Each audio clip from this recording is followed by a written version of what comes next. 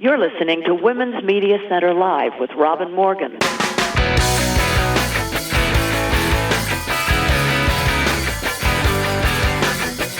Welcome to Women's Media Center Live. I'm Robin Morgan. For the last few weeks, we've been doing specials, in-depth explorations of a particular issue of great importance to our election, since this truly is the election of our lives. We've done the post office, the census, the debates, the electoral college, and the role of big tech. Today is extra special.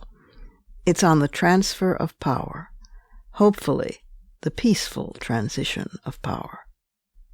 We're going to be devoting the entire program, with the exception of fighting words at the very end, to this topic because we have a distinguished panel of experts to discuss it. In this segment, I'll say a few words of context about the situation, which I've shared with the panelists, and I'll introduce the panel participants. Then we'll take our first break and then return with our panel. Now, not since 1876 have we endured a contested election. That was the Tilden-Hayes election, and Grant was the sitting president. And he was about to declare martial law, but Tilden conceded. There's good news and bad news. Biden's campaign has hired over 600 lawyers in the largest Election Results Protection Act in the history of this country. Also in the good news basket is the Indivisible movement, the grassroots movement which has banded together with at least 40 and still growing organizations like Move On and Color of Change and the Leadership Conference on Civil and Human Rights and the Women's March and Planned Parenthood and on and on and on in a Protect the Results coalition. You can sign up and join it at protecttheresults.com. It is very reassuring on everything from marches to legal action. But there's bad news, too. Leaving aside the occupant of the White House, the Defense Department has said that it has no plans for any involvement whatsoever, whether that's because of respect for civilian authority or because they're not saying, and he could call them out, not legally, but he could. That's in the bad news category for the time being. He did, after all, threaten to use the Insurrection Act, which hasn't been used in a century. He did, after all, threaten to and bring red state National Guards. When there were governors of a red state, he commandeered them and brought them in, close to 4,000 of them, into Washington, D.C., in order to have his photo op walk in front of the church. Also, the bad news department is that he will by then have the court solidly behind him. And then there's the problem of contingent elections, when the entire thing gets thrown into the House of Representatives. That's not even to mention foreign interference and Facebook's seeming uncaring attitude about all this, and social media screw-ups, and a million other factors, which is why we have this panel. I'm honored by the presence of three remarkable women. They are, in alphabetical order, Congresswoman Elizabeth Holtzman, former Democratic representative of New York's 16th Congressional District for 4 terms in the U.S. House of Representatives. She was at the time the youngest woman, age 31, ever to serve in the House. She was also the first woman to hold the office of New York City Comptroller and the first woman to serve as District Attorney of Kings County.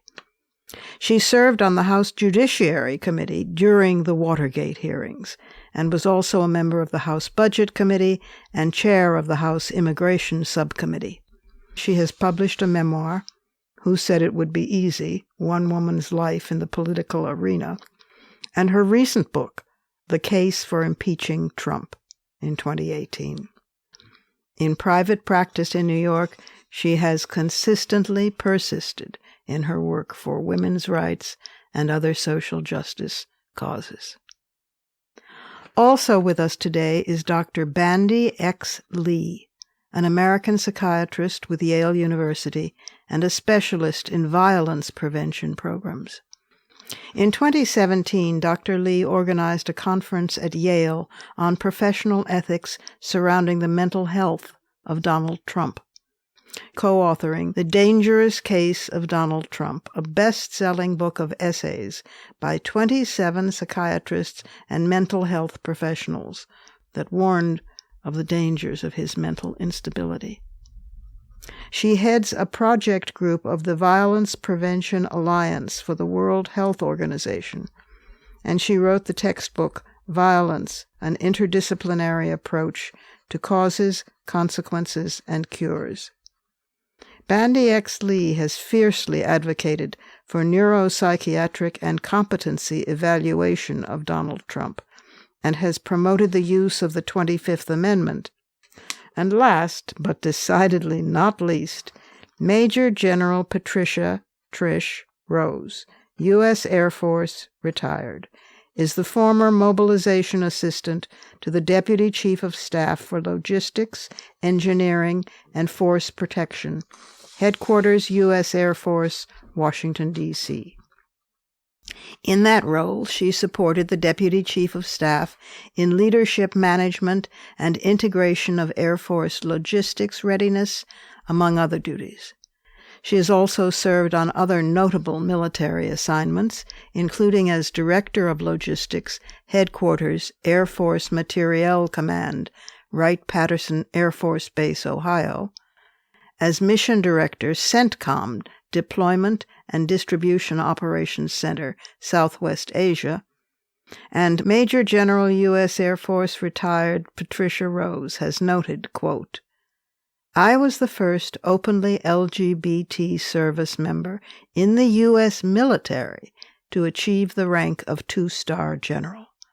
When I give talks about the importance of diversity in the ranks, I underscore that when people in other countries see us working together across different races, genders, religions, and sexual orientations, that speaks volumes about democracy."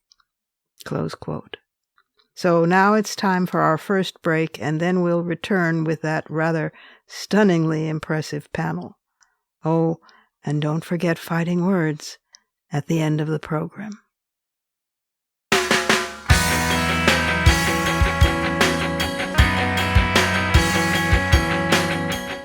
Subscribe to this program on your favorite podcast platform and leave us a review.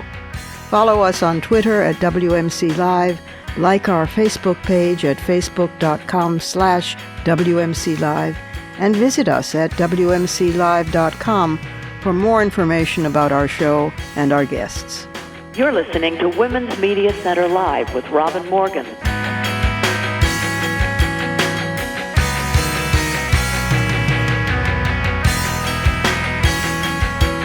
Liz Holtzman, former Congresswoman, Dr. Bandy X. Lee, and retired Major General Patricia Trish Rose, welcome to the program. I'm very grateful that you're here for this. Why don't we start with you, Liz, and contingent election? Well, I think lots of things could go wrong, but I just want to say at the outset that if there is a landslide vote for Biden, which could materialize, it will not be ever a landslide vote for Trump, but there could be a landslide vote for Biden. Right. I think that it may resolve all these issues, which is why I want to urge your listeners to have a plan to vote and get out to vote and make sure that you vote and the people in your family vote and people who are your friends and neighbors and others vote, because otherwise we could find our democracy at risk. Unfortunately, the Constitution was not really well thought through on the issue of succession. Somehow the framers never really anticipated this problem. Right. And even though you had the problem with Tilden Hayes, it wasn't really resolved properly. After that, the statute that governs succession in that case is, I'm told, almost impossible to understand. So I think the most important thing is that people vote first. Secondly, I think the second thing that has to be done is to be prepared. And I hope that Nancy Pelosi is going through all of the rules and calling in all of the parliamentarians and all the wisdom to figure out what her powers are, because she could become an extremely important figure here. Because the House of Representatives gets to vote, each state counting as one vote, but also she is third in line, so that if on January 20th there is no resolution of the issue, she could become the President of the United States on a temporary basis until the problem is resolved. So Nancy really needs to get, all the legal eagles focused on this. And I think the other issue, there are two other issues that bother me a lot. One is some of these issues may be taken to the court, particularly if the new proposed justice is named. I think Democrats really, really, really, really need to be fighting this tooth and nail. It seems almost that they have given up in some ways. They should not. She will definitely be part of. She doesn't want to be called, she opposes judicial activism. But we're going to have a court, and particularly a court that Trump himself has picked, decide the outcome. So that could be a problem here too. What is the meaning of the Insurrection Act? What is the meaning of the Succession Act? What exactly. All of that stuff.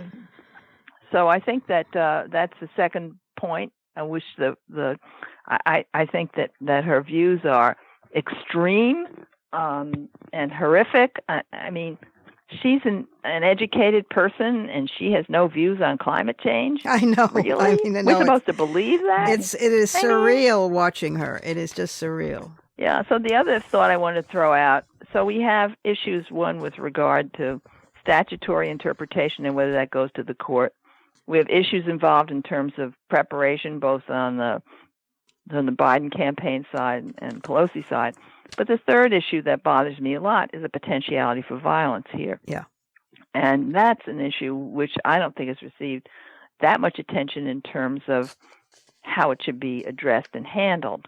Yes, Trump has some powers under the Insurrection Act, but I think the analogy of what happened in D.C. is not necessarily good because there wasn't a local governor there. Right. He normally needs governor's approval. So we'll just have to see what happens. But governors need to be prepared for violence at the polling places, and they need to start getting ready now. Well, so that's what my initial take on this. You're right. I'm afraid because when the Transition Integrity Project that Rosa Brooks had initiated out of Georgetown University took place last spring, they gamed out something like 300 different possibilities, and these were former government officials and political operatives and very sophisticated people, and each time they came down to violence in the streets. So that's absolutely terrifying. Particularly since it seems the Pentagon has not made plans, and since it seems that Trump was able to call up Red State National Guard. But that's the outside of it. You're thinking about the organized military. Just think of what he can do in terms of he gets his troops, so to speak, not official troops, but bikers for Trump. The guys who've now been charged with trying to kidnap the governor of Michigan. Yeah. If those people start getting activated around the country, stop and think about what will be involved there. That's the kind of violence I'm thinking about. Yeah. Well, it all terrifies me. Yeah. Go ahead. This is Trish. Hey, first of all, I absolutely agree with the prime imperative here is we need to get everybody to the polls and voting, because a landslide for Biden will, I agree, make most of these problems disappear. Yeah. But we have to remember about Donald Trump, this is not new for him. Right. He actually signaled these types of threats when he ran against Hillary in 2016, that he wouldn't concede when he lost. That's right. He's a bully, and he's always going to try to disrupt or posture himself as more powerful than he actually is. Yeah. And I sometimes feel that all this angst and these stories out there, they're giving him more, psychological power than he deserves, because he can bluster about not conceding, and he very well may never concede. But our laws say when your opponent gets 270 EVs, you lose. That's right. And I really care less about his little hissy fit. I care more about, as you were just discussing, the Barrett confirmation. Yeah. But this is what Trump does. He gets everybody spun in a direction so they aren't talking about the more important issues.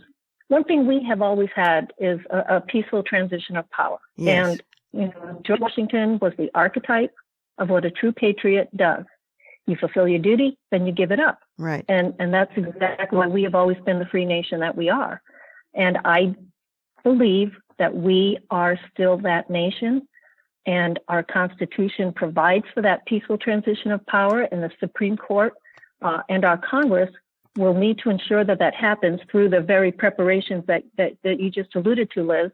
But, we have over 200 years of showing that this system will work. And I think he's a small man, and we have a large, robust system of democracy that he cannot upend alone. Yeah. And we need to not give his misinformation and his sleight of hand claims the weight that he's getting, because he loves it. And they just serve to derail us from those important topics like voter suppression and Right. the terrorist groups in our midst. Yeah. I completely agree. Trish, tell me something. The New York Times carried a story a week or so ago about Pentagon leaders worrying that Trump will pull military into any election unrest. And they did quote the Air Force, your branch, Chief of Staff General Charles Q. Brown, who the Times said would be unlikely to carry out orders to suppress, because in the days after the killing of George Floyd, Brown released an extraordinary video in which he spoke in starkly personal terms about his experience as a black man in America and his unequal treatment in the armed forces and the protests that gripped the country. It does indeed sound from the quotes like a remarkable video. Here is a totally naive question on my part, but with hope in my heart. Does this mean that we have the military or part of the military on our side? I would have that hope, because your military does not serve a person. Your military serves the Constitution, and that is what we have to never forget. Right. We have not, I did not take an oath to Donald Trump. Right. I took an oath to support and defend the Constitution against all enemies, foreign and domestic. It's a very simple term. And I think there is evidence out there. Our nation's top uniformed officer is the chairman of the Joint Chiefs of Staff, General Mark Milley. He was very clear when he sent a letter to Congress about the Pentagon's decision in regard to the fact that the Constitution and the laws of the United States and, they established those procedures for carrying out elections. That's and true. For resolving disputes. Yeah. Correct? Yeah. So, we have that. We have retired Lieutenant General H.R. McMaster. He is a former national security advisor under Trump, and he said the military should play absolutely no role in settling electoral disputes. Right. Now, Defense Secretary Mark Esper is in a little different. He's in a tougher position because he is one of those folks who was appointed by the president. So he's being less straightforward, but, because he's caught between a hard and rock place on this issue. Right. He walked across the square for the photo op, I think. And so did Mark Milley, who apologized afterwards. That's because true. He actually really had no idea that that's what it was. Yeah. It was a game. Yeah. And they got sucked into the game. But Mark Esper did say that he would not support, using the military, using the insurrection clause, because we're not there yet. We're absolutely not there yet. And the red state National Guards that are under the control formally of the governors. What do we do about that? Well, I'm not going to assume that every governor, just because he or she is a red state governor, are going to violate the Constitution of the United States. That's encouraging. I just, yeah. You know, this whole concept of civilian leadership of the military, meaning the president and those appointed by the president. This is an amazing concept, and it's so important, and it's largely taken for granted because previous presidents tried very hard to appoint competent, qualified individuals to the Pentagon. You know, civilians who would collaborate with military leadership, but not 45. He doesn't listen to right. He doesn't listen to his generals, and I'll tell you right now, it makes me crazy when I hear him refer to us as his generals. His generals and his army. Yes, I know. No, I was just going to throw it to you, Bandy, to say, since we're dealing with a very, very sick person here, can we, I don't even want to call it gaming out because that seems frivolous. Can we take a minute and think about what he might do?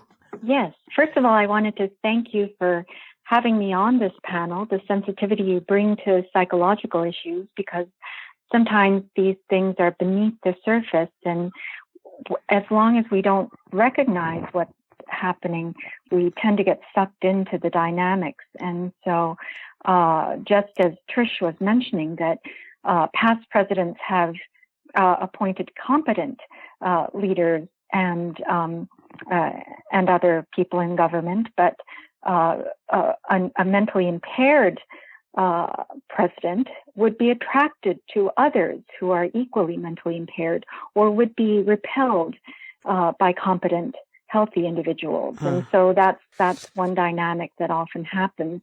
And we have actually Dr. Nanette Gartrell and Dr. Dee Mosbacher and I have written articles about how the presidency is the only position in the military or high positions anywhere that does not require a mental capacity evaluation, a fitness exam. That is amazing. and the remarkable book that you came out with last, I guess it was in the fall of 4 years ago already, which was about his mental state of all of the medical professionals who signed on to that. I mean, that was incredible and incredibly important. Yes, thank you. It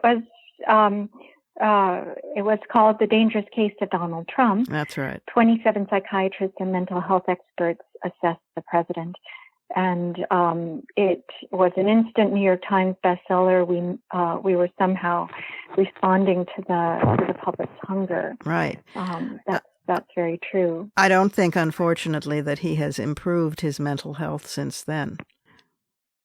No. In fact, when we were saying that the president was dangerous and violence prone at the time, people thought that was a rather severe assessment, and we felt an urgency to educate the public. In fact, that's why we held a conference before even putting out the book, whether or not we had some kind of professional duty to inform and alert the public, and we decided we did. Yes. That's why we came out with the book, and eventually our discussion became the number one topic of national conversation. But like the Department of Justice or other institutions under this presidency, the American Psychiatric Association decided to side with the government and shut us down from the major media. They hid behind the gold. They hid behind the Goldwater rule, which is ages old, right. And says you can't diagnose if you haven't seen the person personally. But this, and they modified it too. They strengthened it, if anything. So this is, but this situation is so unusual. We hope that it really does call for action. What is your worst nightmare that he might do? So I think under this president, his psychology is capable of doing just about anything. Mm-hmm. The more he fails and the more his poll numbers drop, we recognize he's becoming more detached from reality, more aggressive and abrasive and threatening all kinds of action if he were to lose. Yeah. We know already that he cannot stand losing. His psychological makeup is, in essence, entirely dependent on others' approval and admiration and adulation, which is why he overcompensates in a grandiose way, that he is someone who never fails, never makes a mistake. And 220,000 deaths later, most of them unnecessary, he is still saying he did a perfect job and a great job. So a failure of the magnitude of losing an election is probably not within the bounds of acceptability in his mind, especially now that he's facing potential prosecution and imprisonment. That's true. Especially so. And so violence is actually predictable and preventable. And so there is a lot that we can, there is what we can predict based on his psychology and based on his daily actions and words. He is instigating violence, as you said earlier, in multiple ways, and coming from the office of the presidency is very influential, and violence is contagious too, by the way. But there's also a lot we can do. Okay, lay it on me, because I'm getting psychotically depressed. Well, No, don't be. This is Trish. Don't be. We have to break in for a very brief pause from our panel, and then we'll be right back. Don't go away.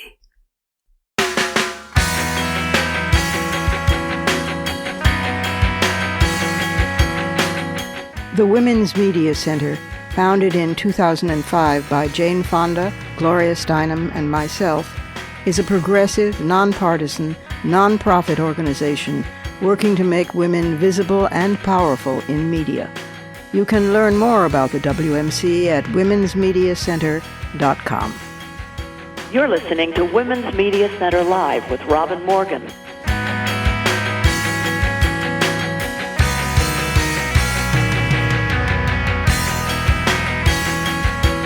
Welcome back to our distinguished panel of former Congresswoman Liz Holtzman, Dr. Bandy X. Lee, and Major General Patricia Trish Rose, retired. I had just been saying when we broke that I was beginning to get psychotically depressed and anxious, and Trish Rose was saying, don't be. So let's pick up right there. Yeah, Trish. Well, I'm counting on the military at this point, because I remember, and in fact, Liz was in Washington during this period in Congress, because she was in the Watergate hearings, when Nixon was roaming the halls of the White House, drunk as a loon, and threatening he'll bring it all down with him. Schlesinger and Kissinger, two of my not favorite people, but nonetheless, had made a secret deal with the Joint Chiefs that if he ordered nuclear attacks, they were to check with them first. Or so Schlesinger claimed in his book. Is that true, Liz?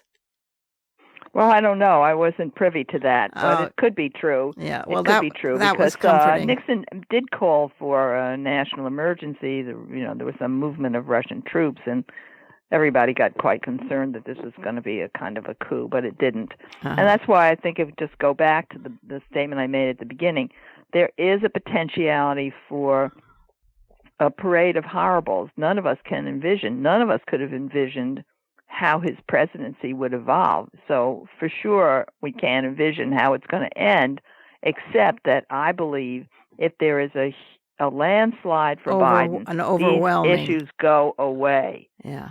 And I think that the really sad thing, and should have been part of the effort to impeach him, of course, it never would have worked because the Republicans condoned in the Senate a commander-in-chief, a president of the United States who engaged in high crimes and misdemeanors. But the first thing we know about why he was trying to fix the next election was that he didn't want to take address the problems with his own election. So Yeah. why would he ensure that the next election would be run properly? Precisely. We could have gotten these laws straightened out. We could have gotten the succession issues straightened out. We could have gotten proper systems in place for COVID. We could have had upgraded all of our election systems to ensure that the maximum number of people can vote in an honest and fair way. Nothing like that was done. Instead, we still have, third world practices, which is crazy. Yeah. So it's not surprising, but if there isn't a landslide, I don't know that anybody can predict what is going to happen here. Yeah. But it's a sad commentary that Barrett will sit if she is confirmed, and if the Democrats don't fight as hard as they can tooth and nail. If she is confirmed, she's going to weigh in for his, naming him as a winner in the election. Of course, and they have. We would have to go to either expanding the court or impeaching. I remember in my childhood the impeach Earl Warren signs, impeaching it, which is very hard to do. Expanding the court. You need 2/3 of the Senate. Yeah, 1/5. That's sure. right. Yeah. This is Trish again. I really do want to maybe help you feel a little better about this. One of the reasons I feel good is that, I belong to a group. I signed on to a group early on, and you may have seen, we've published signed letters of support for Joe Biden. Yes. In this group, it's 1,000 retired generals, admirals, and national security experts. Yes. And we have all coalesced to educate, about the dangers of this presidency. And when has this ever happened before? I will tell you, never. Right. Never. Retired military officers have had a long history of remaining apolitical because of that, oath to the Constitution that we talked about earlier. But we are doing it now. We are speaking now in ways we never have before. That's, how much we want to ensure that we get our country back. In times of danger or stress, you can be pitiful or you can be powerful, but you cannot be both. And you need to be powerful. You need to continue to do what you can do to change the situation. And it's all about encouraging everybody to vote and having those crucial conversations with those who still don't get it. Right. And because that is going to be how we get our nation back. Record turnouts are being reported already in early voting. So that's a huge source of excitement and I wouldn't say relief at this point, but encouragement. It's a terrible coil and very anxiety provoking for ordinary folks like me who are not experts like the three of you, because there's so many things that could go wrong. That Facebook is one part of the problem, and social media is another part of the problem, and the post office, poor babies, they were made to be a part of the problem. And we just heard that in California there are fake drop boxes. So they're bringing guns to a knife fight. And as they said in the Gore v. Bush controversy. So, but we stepped back from that one, and I hope to God we don't step back from this one, as you said, Liz, in any way, shape, or form. Well, you left out of your list, this is Liz Holtzman, you left out of your list Russian interference. Yes, that also. Remember, his own head of the FBI said that the Russians did interfere in 2016, and they are interfering now, and they will interfere. That's and right. Trump has done nothing to discourage that. And maybe that's a message to people who want to vote for him, which is we have given up our independence by allowing a foreign dictator to dictate to the President of the United States and to determine the outcome of our election. Since when have we given up our independence? And Trump has done that for us. That's right. Interestingly enough, George Washington, in his farewell speech, hammered on two things: foreign interference and the fact that he must step down. They wanted to make him king. And so peaceful transition of power and foreign interference. Those were the two hammer home points in his farewell to the troops. I just see vote, which people have been urged to do, and they know by now our lives do depend on it. And then I guess it's wait and see, and trust the military and their oath to the Constitution. Yes. Yes. And Robin? Yes. This is Bandy Lee here. I wanted to say that that there is reason for hope. That usually when there are leaders who incite violence, Mm-hmm. it's actually indicative of their weakness and deep-seated sense of inferiority, inadequacy, and worthlessness.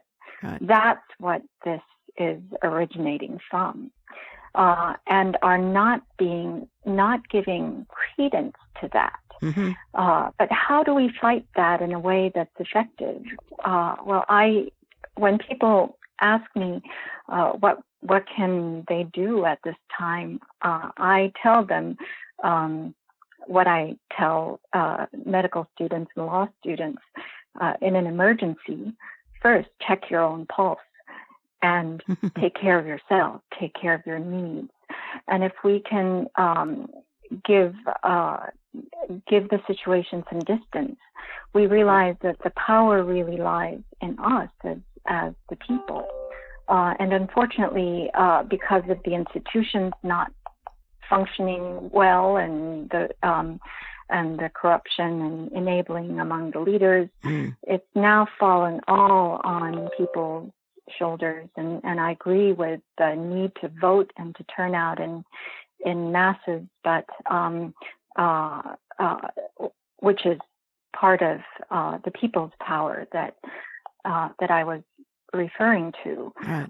But psychologically, it's a president who's able to direct things and conduct things his way by shaping and reshaping reality, and recruiting people to his false belief system. Yes. And because of this psychological hold he has on people, politicians and others have seen him as a source of force. So that's why they decide to lie with him. But once that starts to fall away, then all that is left is really a loud buffoon on a soapbox. Right. The guy behind the curtain. The Wizard of Oz behind the curtain. Yeah. If you stand up to a bully, it's just that the enablers are even more frustrating. What the Republicans have done is just astonishing to me. People like Ben Sass, people who aren't even running again and have no reason not to stand up and make history by saying, no, this will not pass.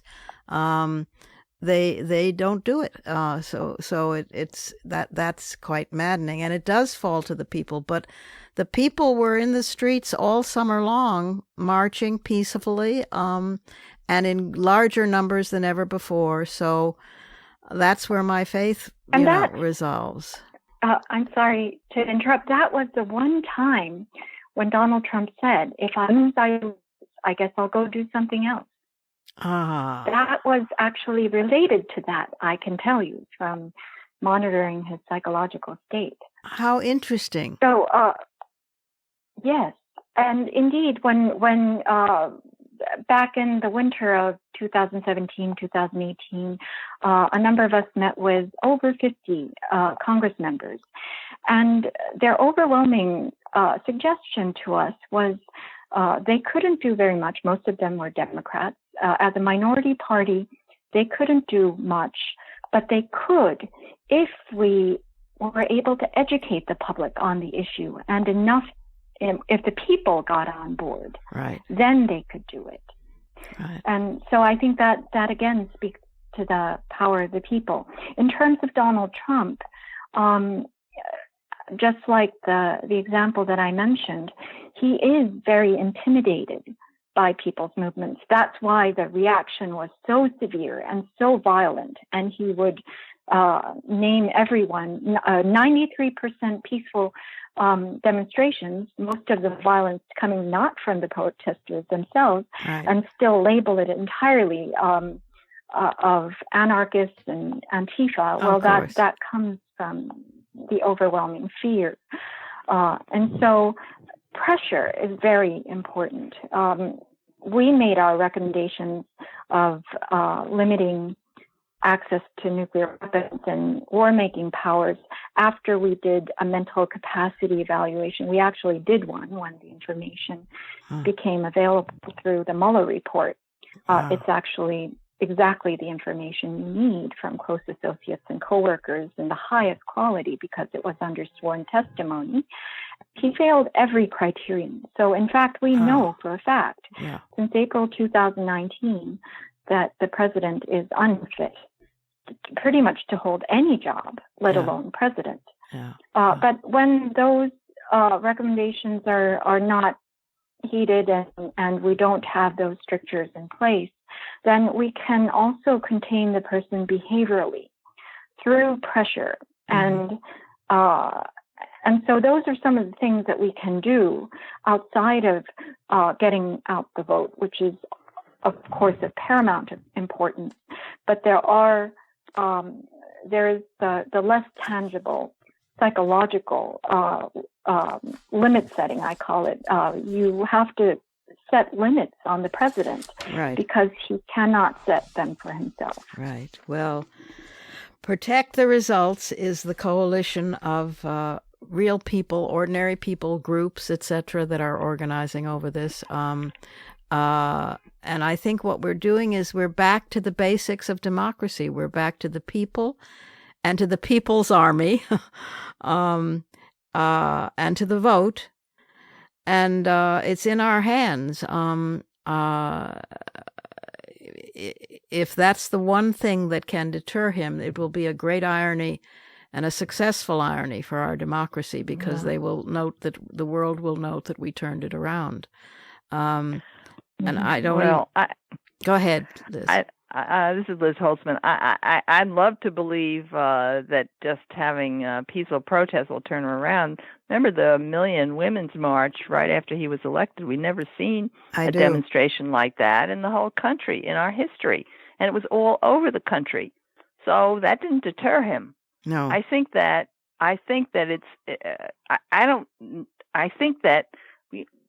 we need to be thinking mostly about voting, because the other thing that's really important is that the Senate will change if Democrats come out to vote and independents come out to vote to change and preserve our democracy. Then the Senate will be controlled by Democrats, and that will have a major impact on dealing with the problem. Yes. But I also think that if you're going to count on the people, then they're going to have to come out in a peaceful way in numbers that we've never seen. Not even the march, the Women's March, is going to be sufficient because that didn't constrain him. And if he thinks, though, that the institutions are going to be with him, the court institutions, the congressional institutions, the media, whatever it is, those are levers of power for him. And he may delude himself. He's not, and he does delude himself. I mean, he's kind of a captive of what Fox News tells him to do. So he may be quite delusional about what his powers are and what he can and can't do. But I think that the most important thing is the vote now. And then we have to, if he does not, and if he doesn't step down, if it's not peaceful transition of power, if we have the worst case scenarios, then the American people will have to take to the streets in a peaceful way in numbers of the kind that no one has ever seen in this country, because we had a pretty good democracy. It was failing in many respects. It failed poor people, it failed minorities, it failed women, but it was a major start on the road to a society of justice, and we're not going to let him stop that. That's very reassuring in its own eventual fashion, and it seems a great note on which to begin to end this. I am so grateful to all three of you, to you, Liz, to you, Bandy, and to you, Trish. I don't know about our listeners, but I feel better. There's a lot of work to be done in any event. There's a huge amount of work just even to get back to where we were before him, even if we do win hands down. And it is conceivable. We should always think of it as a possibility that the numbers will be so overwhelming in the Electoral College and in the popular vote and every bloody damn well else, anywhere else, that he will just cave and say, I don't need this. I've been abused long enough. I'm going to have a private life, except that prison awaits him, and that's a bit of a deterrent.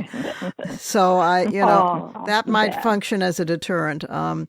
But let's hope he huffs away in his own private funk, and leaves us in peace to rebuild.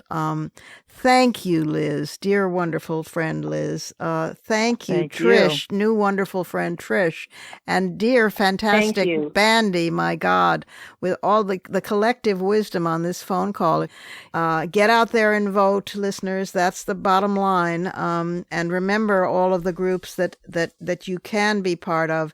The Transition Integrity Project, and especially Indivisible and the Indivisible groups. There are just many of them out there that you can work with to be on call, to hit the streets in numbers, like Liz says, that we have never seen before. Thank you so much. I'm deeply grateful. Thank you so much. Thank you. Thank you. Wow. What a panel. But don't go anywhere, because we'll be right back after this break with some fighting words.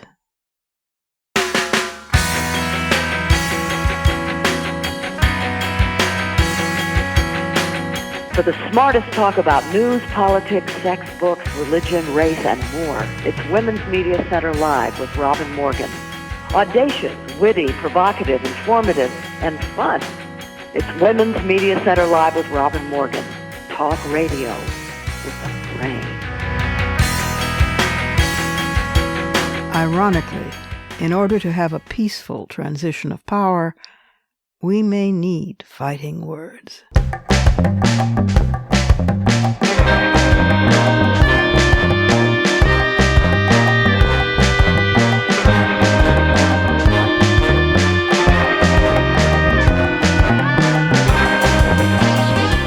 We've been here before, at least twice. John Adams of the Federalist Party had narrowly defeated Thomas Jefferson of the Republican Democratic Party, yes, it was one party back then, in the 1796 election. Prior to the ratification of the 12th Amendment, there was no distinction made between electoral votes for president and those for vice president, so, as Jefferson won the second most votes in 1796, he was elected vice president and served together with his political adversary, John Adams. Then, in 1800, the fourth presidential election, both parties formally nominated tickets, and the Democratic Republicans nominated A. Jefferson and Aaron Burr, yes, the guy who turned out to be a traitor, ticket. But then Jefferson and Burr received the identical number of electoral votes. The Constitution required the House of Representatives to vote by state to choose the president, and amidst threats of violence and fears of national dissolution, Congress met in February of 1801 to resolve the fiercely contested election. Virginia Governor James Monroe prematurely feared that the Federalists would try to exploit the stalemate, but in the end a political compromise led to a peaceful, constitutional transfer of power. Federalists and Republicans, the political parties that had just brought the nation to the edge of chaos, then found themselves having to broker a political solution that ultimately elected Jefferson as president. In his first inaugural address, March 4, 1801, Jefferson sought to alleviate national fears by making his now famous unifying declaration, "Every difference of opinion is not a difference of principle. We are all Republicans. We are all Federalists." By contrast, the 1876 presidential election was a nightmare. By then, the Democratic-Republican Party had split into two separate parties, and at the time, the Republican Party boys were the good guys. Yeah, the candidates were Democratic Governor Samuel Tilden of New York and his Republican opponent, Governor Rutherford B. Hayes of Ohio. Returns from 3 states, Louisiana, Florida, and South Carolina, were in dispute, and the Electoral College couldn't decide. The U.S. Constitution was no help on the details of succession, so the decision fell to Congress. But Democrats controlled the House, and Republicans controlled the Senate. So the two sides created a bipartisan electoral commission with 5 representatives, 5 senators, and 5 Supreme Court justices, one of whom dropped out when he was offered a Senate seat. In fact, National Party leaders had been meeting in secret to agree to cede control of the South to Democratic Party governments and to back away from attempts at federal intervention in the region. In return, Democrats in the South would not dispute Hayes's election. In that correctly named infamous compromise of 1877, Hayes pledged in his acceptance of the nomination to bring the, quote, blessings of honest and capable local self-government, close quote, to the South if elected, a statement that was taken as code for ending Reconstruction. Soon after he was inaugurated, Hayes kept his promise, ordering federal troops to withdraw from South Carolina and Louisiana, where they'd been protecting Republican claimants to the governorships in those states. This action marked the effective end of Reconstruction. White Southern Democrats quickly moved to reverse as many of Reconstruction's policies as possible to replace the biracial governments that had flourished across the South, and to suppress the thousands of newly enfranchised African American men, yes, only men, who had voted the Republicans into power in the first place. In time would come the Black Codes and Jim Crow. No matter which way you turn in this country, you run smack into the institution of slavery and the fallout from that agony to this very day. I don't know whether the Germans saw the Nazis coming, but history teaches us that they did. Certainly we can't claim ignorance, you and I, or claim that this is just another political fracas, or that this time a compromise might solve it, or that this is anything other than a pivotal moment for each of us as individuals, for our republic, for democracy itself. Violence, weariness, despair, they just don't cut it. It comes down to us, just us, fighting for the vote, fighting for this idea called America. We're as imperfect as the framers, maybe more so, maybe less. But in the face of a wannabe tyrant, a world pandemic, madness, social media corruption, big tech greed, foreign intervention, and fear, there's still us. Masses of us. Those are my fighting words. Add yours on Twitter. And remember to tag us at WMC Live and use the hashtag Fighting Words.